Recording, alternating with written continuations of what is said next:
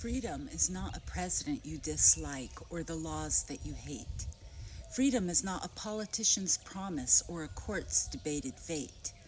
Freedom is the breath of the dying who prayed you'd live free. It's the last words of soldiers whispered silently. It's not a party, a vote, or a flag in your yard. It's the blood of the fallen that beats in your heart. This poem is called The Cost of Freedom, written by McCoy. They gathered at dusk with blankets and chairs, children in braids with ribbons and prayers, flags in their fists, hope in their hearts, not knowing how freedom rips lives apart. For every boom that lights the sky, a mother long ago kissed her son goodbye.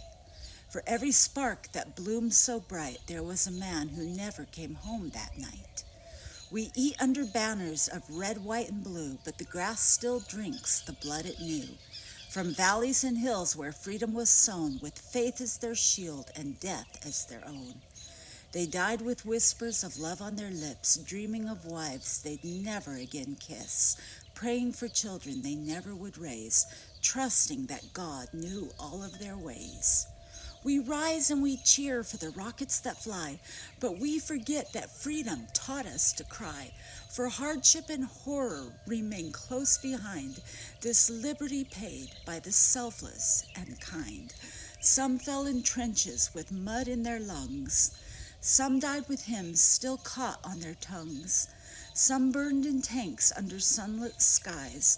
Some froze in silence where no eagle flies. They marched into hell with faith as their shield, their bodies the offering freedom revealed. And though we wave flags with proud, grateful hands, they lie in the silence of faraway lands. Think of the child who was never held near. Think of the wife who drowned in her tears. Think of the fatherless boys grown to men who prayed their own sons won't die as they did.